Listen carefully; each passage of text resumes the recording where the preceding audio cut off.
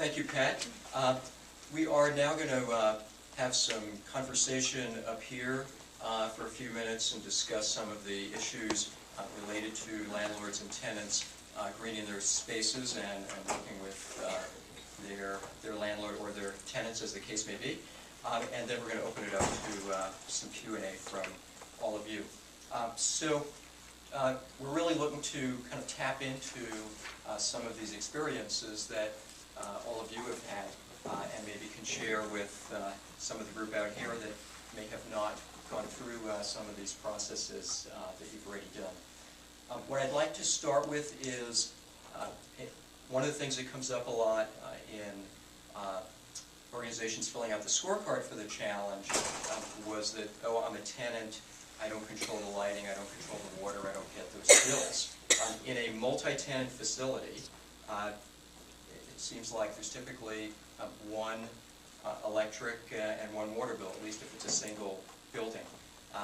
And curious, some things were mentioned, certainly lighting retrofits, lots of energy savings, HVAC upgrades, but are there things that a landlord can do or a tenant has ideas on how they can each share some responsibility in this greening effort and some sort of shared responsibility for cost and savings in any of these areas?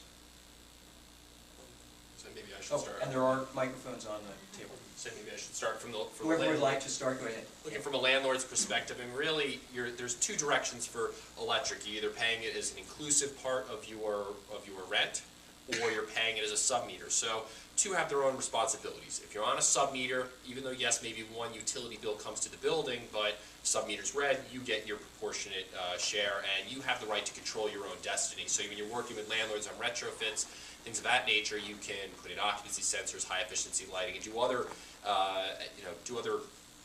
retrofits to your space to help improve that. However, I know from Rexon's perspective, when you have renting, electric is inclusive in the rent, we see it as an opportunity to be able to, we're doing it ourselves. We're putting in all those items that I just mentioned. And we're also, as part of marketing, et cetera, on the rest of the green front, also doing sustainable pallets. Actually, many of the components that Pat was mentioning for his office space. So I think you can really see from one side or the other, if you're paying your rent in your own electric bill, you can actually go to your landlord and say, hey, there's monetary savings for you in this. It may be prudent for you to start considering all these options. Thanks. Anyone else want to? I think he's covered the electric component, but I'd like to address one of the key components we spoke, which I think was on top of the question board, which was the hot and cold calls. The hot and cold calls in terms of what we've done in our building is the BMS controls it. We give slide bars within each space so that the controlled variance within that space, we can give them 2, 4 degrees, whatever variance we determine to be, and that way they can control the heat. They can control the hot and cold temperatures, and we don't get those as frequent calls. I won't say we don't get the calls, we get less calls for hot and cold. Right, so it sounds like there are some opportunities where you can give the tenant, the landlord can give the tenant some Degree of amount flexibility control. in there. Yes, And right. control. Okay. Anyone else want to comment on that? Well, I think on the tenant side, when you're talking HVAC systems, I think we all have to recognize that it's not an overnight change, because all these things, especially if you're in older buildings, the stuff is already there. To make these changes is not only costly, but it does take time. So I think everybody has to be somewhat patient, but we all have to be very diligent to keep moving forward on that. And the tenants need to help drive it as well.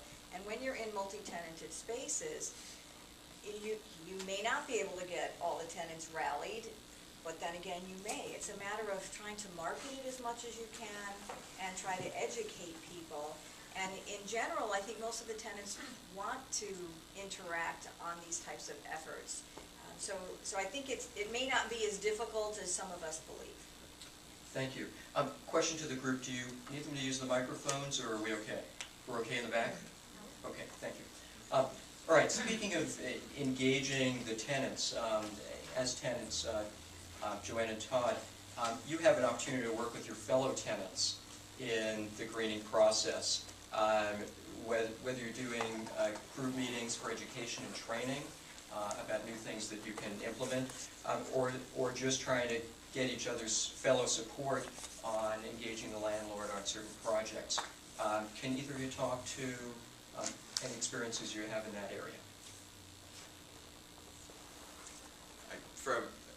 We have not had any experiences with dealing with other tenants in the building, but I could definitely see it happening. We've had conversations about other things in the building, and you know, I'll just share one story. There was a question one time about the assessment of real estate taxes, and I'll tell you, all the tenants rallied really quick. It has to do with money, sitting around that issue.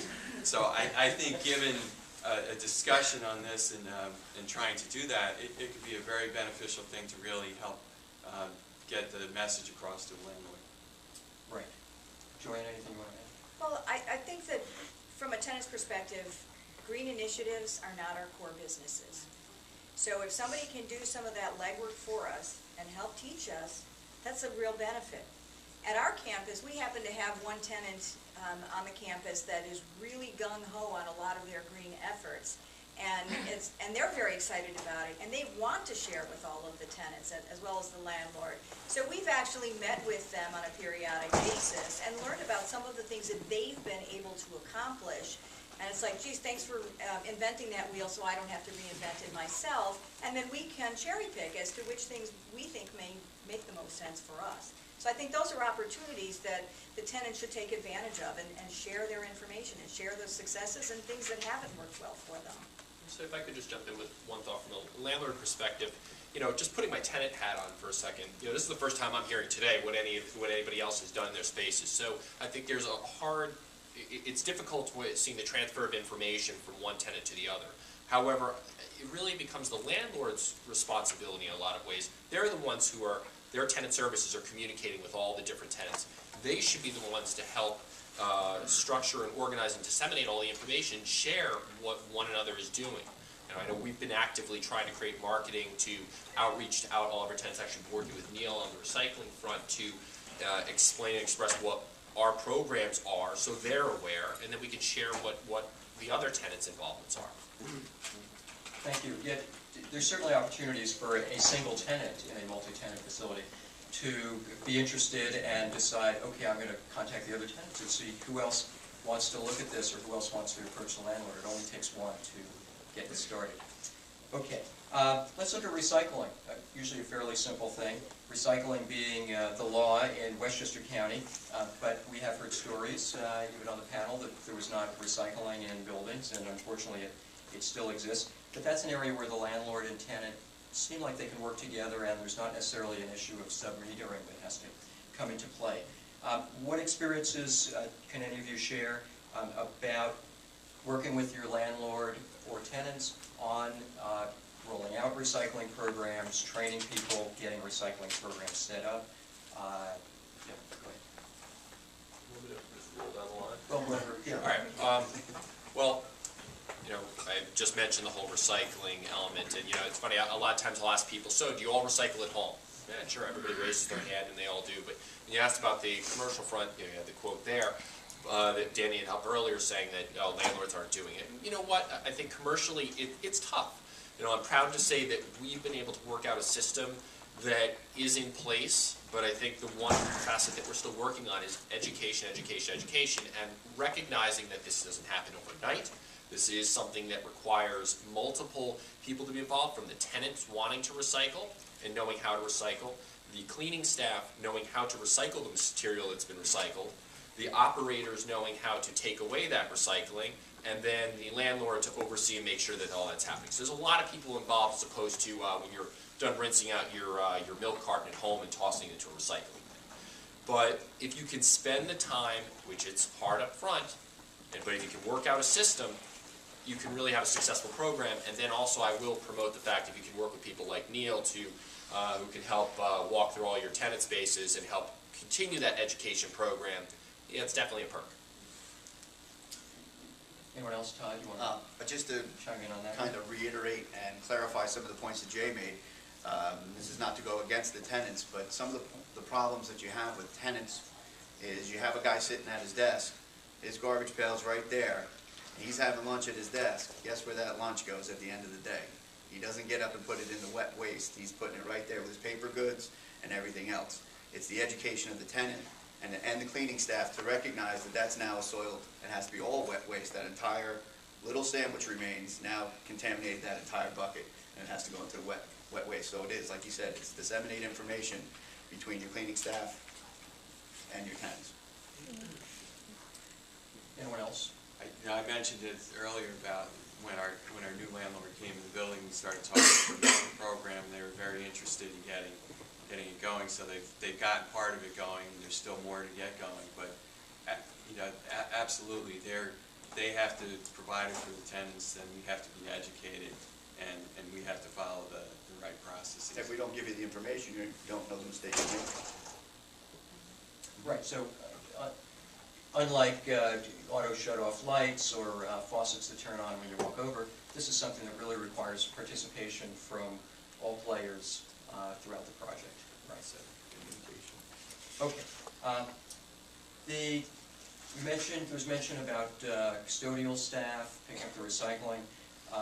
There's certainly one stakeholder in addition to the landlord and tenant. Perhaps maintenance, perhaps operations might be involved. What other stakeholders have each of you had to involve in any of your greening projects? And how has that gone as far as involving them in the process?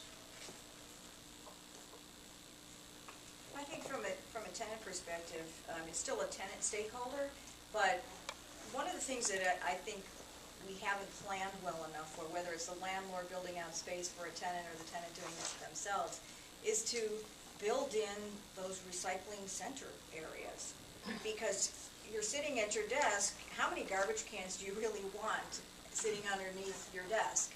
Because, right, it's a lot. And in every location, you have to have multiple waste containers, and I think that's been a challenge for us. So it's kind of the space planning portion of the tenants to make sure that as they're designing the space, that they're including that, and if the landlords are providing common space for tenants to make sure that you create those alcoves or whatever you need to do to make it as easy as possible, so that they aren't tempted to put that wet waste in the wrong container. So that may be the architects or design team Yes. that would need to be involved. Any other stakeholders that any of you have needed to work with other than just the landlord or tenant? Well, Other vendors? your vendor, So recycling companies that come in and Correct. help that process, right? they've been very helpful. Yeah, I mean, you have vendors, you have contractors, you have manufacturers, it's really the whole ball of wax. So it's kind of a tough question to give a focused answer on, because it's really everybody, depending on the project you're working on. Right, so then the answer really is it's not just the landlord and tenants. It sounds like it's really everyone involved in maintaining the facility ends up being involved in the greening process as well. Yeah. Okay, great. Yeah, sure. We can open it up now to Q&A from the audience. I can, if I can grab one of these. It should be on. Is this on? Yeah. Yeah. Okay.